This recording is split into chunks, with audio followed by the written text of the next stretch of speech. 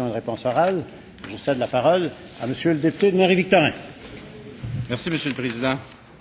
Monsieur le Président, on se souvient tous où on se trouvait le 6 décembre 1989, lorsque 14 jeunes femmes sont tombées sous les balles d'un tireur fou à l'École polytechnique. À la suite de cette tragédie, le gouvernement fédéral a créé le registre des armes à feu sous la pression des victimes de Poly et de leurs parents. Plusieurs personnes membres de Poly se souviennent, sont d'ailleurs présentes dans nos tribunes aujourd'hui et on les salue.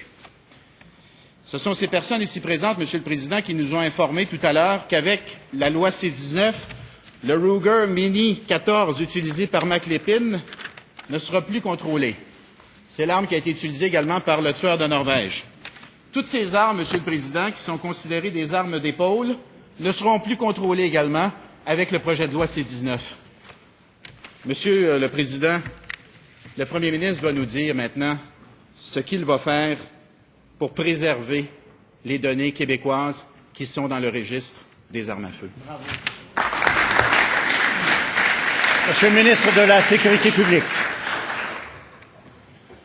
Monsieur le Président, je fais partie des rares personnes qui étaient ici à l'Assemblée nationale lorsque cet événement-là est arrivé il y a 22 ans.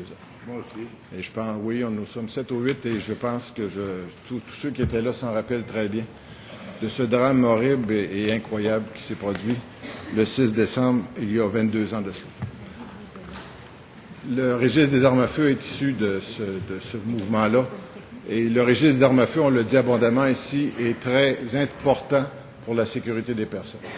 On retire plusieurs armes par année, des milliers d'armes par année de personnes qui, pour des raisons psychologiques ou autres, se voient un mandat qui fait qu'ils ne doivent plus posséder d'armes à feu. On a des statistiques très importantes qui nous démontrent qu'il y a moins de morts violentes par arme à feu.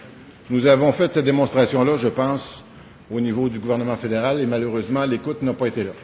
Nous devons poursuivre nos efforts. J'ai envoyé dernièrement une nouvelle lettre au ministre, l'honorable Vic Thèse, pour lui demander à nouveau reconsidérer sa décision.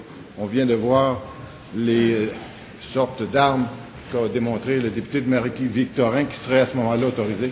Très important de continuer notre travail, Monsieur le Président. Monsieur le député de Marie-Victorin, complémentaire.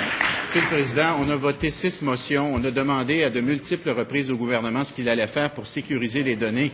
Je demande au Premier ministre de se lever au nom des 14, au nom de leurs parents qui sont aussi présents ici, là, et de nous dire ce qu'il va faire, lui, comme Premier ministre du gouvernement des Québécois, pour préserver les données qui sont présentement dans le registre des armes à feu. Est-ce que vous pouvez au moins nous donner une réponse à cette question, s'il vous plaît?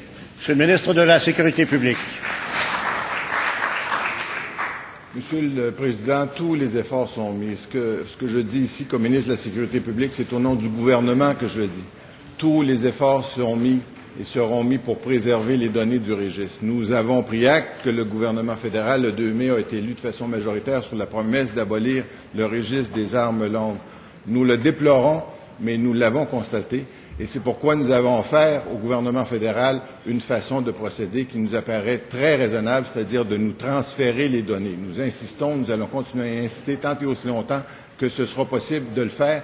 Et je pense, Monsieur le Président, que cette insistance-là va finir par porter fruit.